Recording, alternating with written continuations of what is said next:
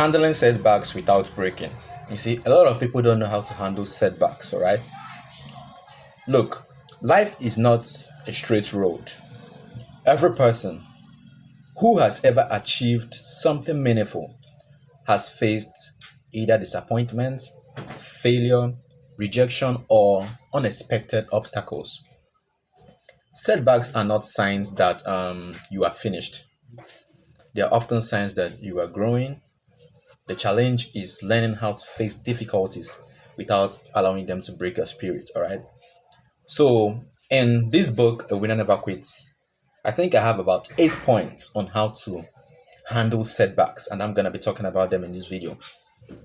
For those of you that haven't gotten the book, I'll be leaving the book link in the video description down below. You can get it on Amazon, you can also get it on Selar. So, moving on, number one way on how to handle setback without breaking is to accept the reality without surrendering.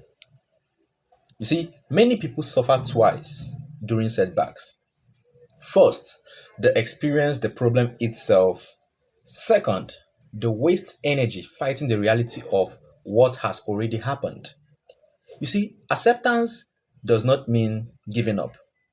It means acknowledging the situation so you can focus on finding a solution instead of living in denial. Number two, you have to separate your identity from your failure. What do I mean by this? Look, a failed business does not make you a failure. A rejected application does not make you worthless. A mistake does not define your future. Never allow a temporary setback to become a permanent label. What happened to you is not who you are. Number three, you need to control what you can control. You see, when difficulties arise, you need to focus on the things within your power. What are the things within your power? Your attitude, your actions, your decisions, and your response. Look, you may not control what happened, but you can control what happens next. Number four, you need to learn the lesson hidden in the pain.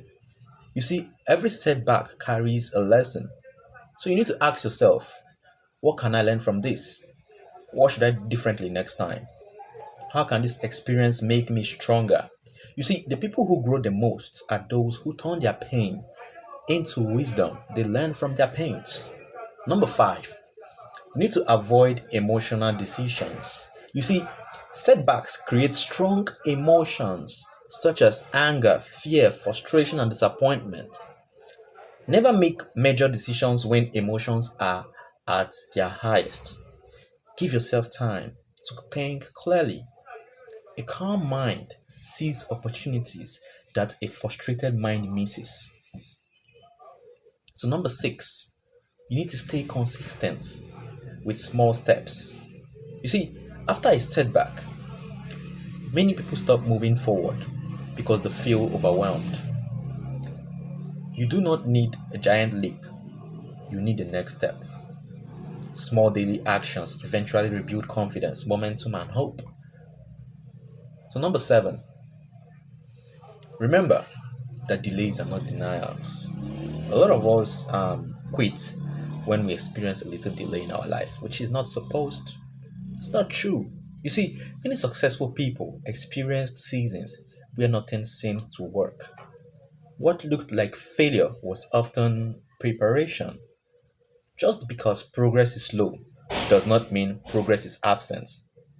You need to keep planting, you need to keep learning, and you need to keep improving at what you do. Believe me, believe me, you are going to win. You are going to win. That's just the real truth about it. I know most of the times when we're overwhelmed, we need emotional support from other people. But I'm trying to tell you that, hey, you are enough for yourself. You got into that, you can come out of it. You can win. You have to win, and you must win. Number eight, number eight on how to handle setbacks without breaking. You need to build inner strength. before you need it.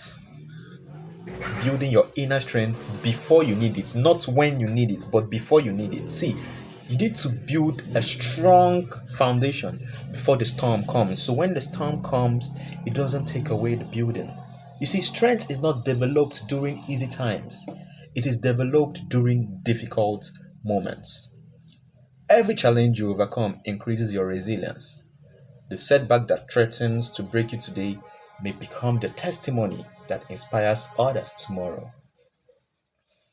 I would love my story to inspire others tomorrow, and I know you would love your story to inspire others tomorrow. So, in conclusion, because I'm done. Today's teaching is very short and is very like I was so inspired to do this video because when I was writing a book in the night, and I came across this particular point when it came across my mind, and I felt that it is normal that I talk about it. You understand? So, in conclusion, setbacks are part of every success story. You see, they test your patience, character, and determination. The key is not avoiding setbacks, but learning how to respond to them.